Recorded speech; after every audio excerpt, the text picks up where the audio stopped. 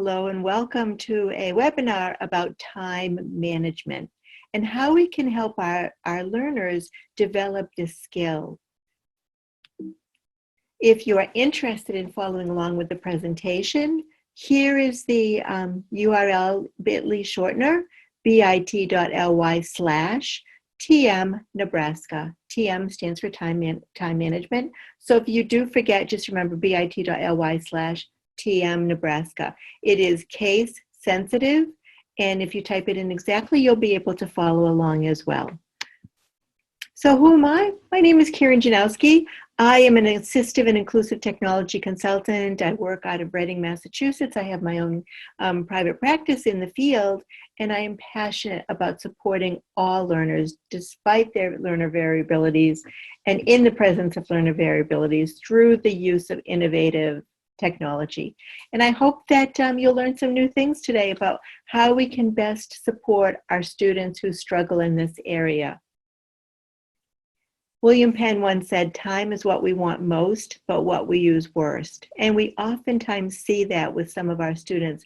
They really struggle in this area. They don't know how to begin, initiate a task. They don't know how to complete a task. They don't know how to sustain effort. They don't even have a time awareness. So how can we help support them? Donald Wetmore once said that talked about the 20-80 rule, which you probably have heard of. But he talks about how we typically accomplish 80% of our results through 20% of our effort. So keep that in mind. We can accomplish so much when we're able to sustain focus. And again, if you're interested in learning about more facts about time management from Don Wetmore, this link right here will take you to a website of a number of different facts about time management and time. I love what Steve Jobs once said. If you are working on something exciting that you really care about, you don't have to be pushed. The vision pulls you. Very often we see parents will say, well, he has no trouble staying focused or sustaining effort for managing time when he's playing a video game or when she's reading a great book. But again, that's all about continuing to complete an activity of interest. We want to help support our students across all activities, despite whatever the assignment or activity is. We want to help students achieve that goal of time completion. So what can we do? One of the things that we really need to understand is that time management is an executive function skill. It is one of the many executive function skills, and it's important to realize that executive function skills develop all the way up to the mid-20s. They especially are developing during the times that our students are in school, especially between 8 and 16, but they can continue to develop up until the mid-20s. So keep that in mind. Sometimes we're asking too much of what our students' neurological development has actually allowed them to do. But we need to also consider that it is a two-pronged approach. It's explicit strategy instruction as well as environmental accommodations. This is based on the work of Dawson and Guare, who have done a great deal of research into executive functions. So keep that in mind. A lot of what we'll be looking at today is all about explicit strategy instruction. So one of the things that we can look at is this is a link to a guide to time management. It has been developed, I'll take us right there. It has been developed by the University of Guelph, and they've done some great work in this area. So here's a guide for time management, lots of information. Be sure to check out our other time management tools, time management introduction. It's especially geared towards college students, but college students, high school, middle school students, it's great information for how to provide that explicit strategy support that our students who struggle in this area need. So consider using this particular resource, and the link is embedded right within the slide presentation itself. So one of the important things to understand is Time concepts are really comprised of three different areas. First of all, telling time. And this could be, we could go off into that tangent of how are students learning how to tell time right now in a time of digital clocks. They don't know, if they look at an analog clock, they can't necessarily understand what that means, which also impacts their time awareness and their time passage. If you are looking at an analog clock and you don't understand the difference between 10:15 and 11:45, you can't really understand the passage of time. And digital clocks have not been the most helpful to help students develop time estimation and time awareness skills. So it's always great to help, when we're teaching time telling skills, to combine it with digital and analog. And there's some really great apps out there that can help support the learning of that particular skill. Time estimation, let's look at what that looks like in a minute. But first, it's very important to understand that time management tools help develop GDP, goal-directed persistence, which is probably the most important thing we want to remember when we're trying to support the development of time management skills. So what is goal-directed persistence? It's the capacity or drive to follow through to the completion of a goal, despite your distractions, despite you wanting to spend time on things that are of interest to you. So it's all about completing a task, seeing a task to completion. That is goal-directed persistence.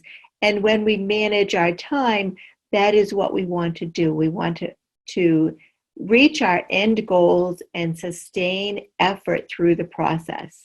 And again, this is something that was developed by Dawson and Guare. So I just want to really stress that point to you about goal-directed persistence.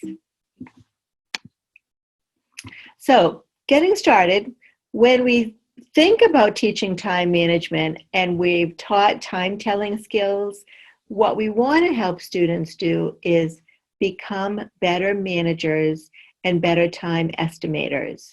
So there's a great resource from LD Online. This link right here will take you to that resource.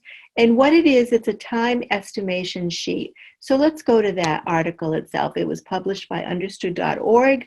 And I want you to know about this. So this is all about teaching time management to students with LD issues. And if we scroll down, here is view a sample task analysis and time estimation worksheet. So you can adapt that worksheet to what will work for your students. Something that I've done, I've adapted this worksheet. The big thing is to keep, help students. Okay, how long do you think this assignment is going to take you to complete? And you write it down. How much time did it actually take you to complete the assignment? And then you look at the difference. And I think about my daughter, for example, when she was in high school, she would tell me, Mom, I think it'll just take me 2 hours to complete this particular assignment. And unfortunately, she was a perfectionist. And sometimes it would take her at least twice as much time. So helping her realize that her time estimation capabilities needed to be better refined was one of the ways that we moved forward to help her. So you look at the difference between the estimate and the actual, and you want it to be as close to zero as possible.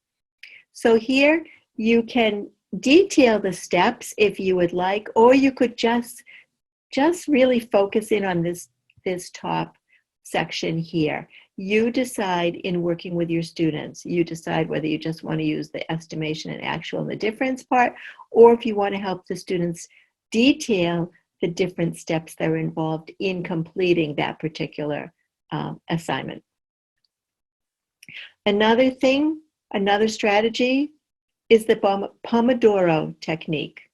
And this is an embedded link. It'll take you right there. The Pomodoro Technique is a game changer for many people. If you do an internet search about the Pomodoro Technique, you will be amazed by how many people have written about it and how it has changed their lives. So it's by Francesco Cirillo. He is an Italian man who back in the 1980s recognized that it was difficult for him to sustain effort. So what he did is he took a tomato timer. Maybe you have seen those. He took a tomato timer and he timed himself for about 25 minutes. And he said, I'm going to stick with this project for the next 25 minutes. And he found that when he could work for short amounts of time like that and then took a break, he was much more able to complete his tasks. So where did the word Pomodoro come from? Pomodoro is the Italian word for tomato. So he named it after the tomato timer, and it's called the Pomodoro Technique. He's got a great video in here that explains it. And if you scroll down a little further, this is the core process. He's registered it.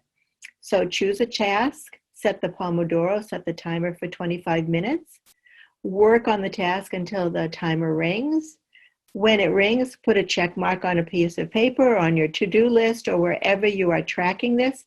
Take a 5-minute break. And then every 4 Pomodoros, take a longer break. So you can take even a 20 to 30 minute break. So keep that in mind. That's how well it can work.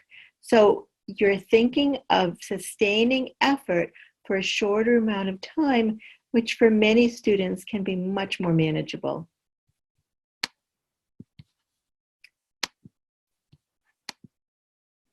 Another resource I want you to know about is a resource called Rescue Time. And what Rescue Time does is it helps you see where your time online goes. You may have noticed on your iPhones, your iPads, that they do a screen time notification every Sunday that lets you know how you spent time on your devices. Well, Rescue Time does the same sort of thing, but it tracks where you are and how productive you are when you're online. And there's a free version. You can try it for free. You can sign up. You can get the bonus features for a 14-day free trial, or you can just try the basic Rescue Time. And this can be really effective. I've shown this to a lot of special educators when they're working with their students, because they say, oh, the kids go down a rabbit hole, they get lost. And Rescue Time provides you with a graph it gives you a graph at the end of every week showing you where your time has been spent. And it shows you whether you've been spending time on productivity websites, if you've been on gaming websites, if you've been distracted. So you can really customize it. And so it works in the background and it sends you a graph that is objective information every week. Oftentimes, students don't realize how much time they're spending online, and this is a really nice way to help them understand it's objective, they can't argue about it, it's right there, and then they can work to increase their productivity time online instead. Great tool, something to think about, something to help students better manage their time and better control how they are using their online time. Another option is an iPad app. It's called the 360 Thinking Time Tracker app. This has been out for almost 5 years and they haven't updated it. So I'm a little reluctant to mention this, but it's such a powerful app when you're working with younger students, because what it does, it has a section that allows you, it's based on a concept called get ready, do, and done. So when you get ready, what do I need to work on? What do I need to get into place? What materials do I need before I get started? And then we can start. We can also have a midpoint goal. And at the end, what does finishing the task actually look like? And so you can see these are the color-coded areas, and it shows passage of time. So here's my time to get ready. Here's the time I'm actually working. And there's my midpoint sign, so as the passage of time. And this all grays out really nicely as time is passing when I've got the app open. And then at the midpoint goal, you can check in and see, am I at my midpoint goal? And then you can get to the end and evaluate, am I where I need to be at the end? So it's a really great visual presentation of understanding the passage of time and sustaining focus and managing my time better. Now, because it hasn't been updated in 5 years, you may want to explore it and try it out and see if it's working on your particular device, or you actually can use this part of it and design this in Google Keep and show this. If, for example, if a student is working on a Google Doc, you can have this color-coded with the Google Keep open on the side. And I'm actually going to be doing a webinar about Google Keep, so we can talk about that at that time. So we can have what it looks like color-coded, get ready, do, and done. So what does it look like at the start? What will it look like at the midpoint goal? And what does it look like at the end?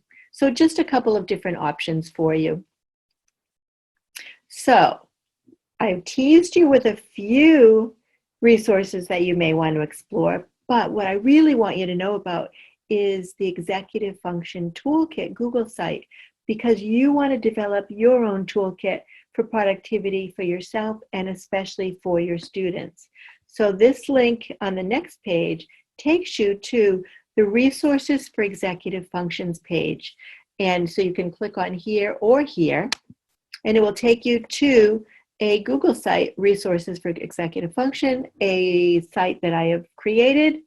And if you scroll down, so there's a lot of different categories, but what I want you to focus in on is organization and time management. So here is that I made a time analysis and time estimation worksheet. So it's a Word document. Here's the link to that guide for time management that I showed you. There are a number of different options. So here's master time management. So again, that explicit strategy instruction. And then we want to put in the environment particular tools that our students can explore. So for example, rescue time is mentioned here. Cold turkey, it really helps you focus in on what you need to sustain your effort with. There's a number of products that are based on the Pomodoro method, Pomodoro Technique. This is a description about the technique itself. Here's a timer that's based on the Pomodoro Technique, Focus Booster, Pomodoro. They're all based on the Pomodoro Technique. One of the ones that I want you to see is this one called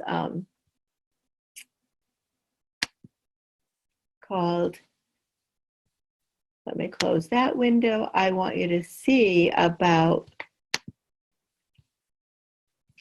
let's close this one. And